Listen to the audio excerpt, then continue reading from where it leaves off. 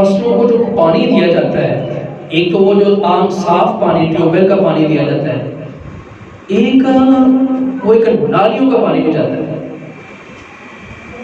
یہ گائے اور بھینس کا جو گوبر ہوتا ہے یہ بھی فصلوں میں ڈالا جاتا ہے۔ ڈالتے کہ نہیں ڈالتے؟ حالانکہ ہم ان چیزوں سے نفرت کرتے ہیں، بدبو والی چیزیں ہیں، لیکن ہم اس قدر ملا رہے ہیں۔ اس کے باوجود جب وہاں سے گندم اگتی ہے، چاول اگتے ہیں، پھل اگتے ہیں، پھول اگتے ہیں، یقین فرمائیں کیا ان چیزوں کا ذرہ سا بھی اثر ہوتا ہے؟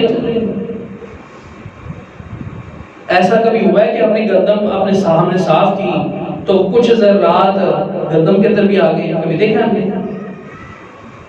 یقین فرمائیں جب گندم پک کے ایسے لہرا رہی ہوتی نا فصل، کسان کہتا ہے یہ تو سونا لہرا رہا ہے، سونا لہرا رہا ہے۔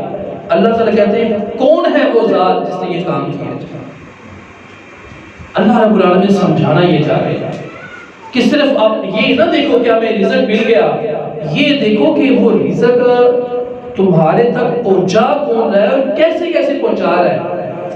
وہی نالیوں کا پانی جا رہا ہے، اکٹھا ہو کے کھال میں جاتا ہے، وہ فصلوں کو لگاتے ہیں، اور ہم سب جانتے ہیں کہ وہ والا پانی اس صاف پانی سے زیادہ فائدہ مند ہوتا ہے فصلوں کے لیے۔ فصل بھی صاف بڑی اچھی ہوتی ہے، لیکن جب وہ پھل ایسے درخت کو لگتا ہے یا فصل اگتی ہے، ان چیزوں سے پاک ہوتا ہے۔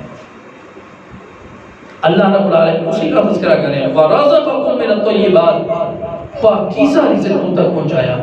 کون پہنچا رہا ہے؟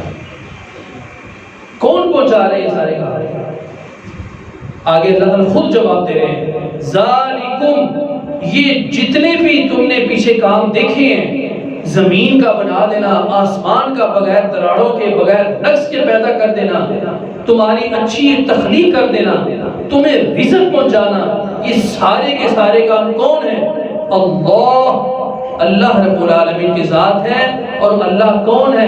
ربکم، تمہارا رب ہے جو تمہاری ضروریات کو پورا کر رہا ہے۔ اور وہ رب کون ہے؟ فتبارک اللہ، اللہ رب العالمین بڑی بابرکت ذات ہے۔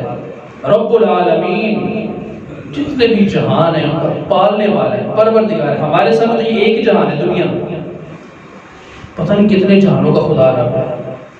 عالمین جمع کا لفظ ہے، اور ہم سب جانتے ہیں کہ جمع میں کوئی ایک دو چیزیں نہیں ہوتی، بہت سارے جہان ہوتے ہیں اس میں۔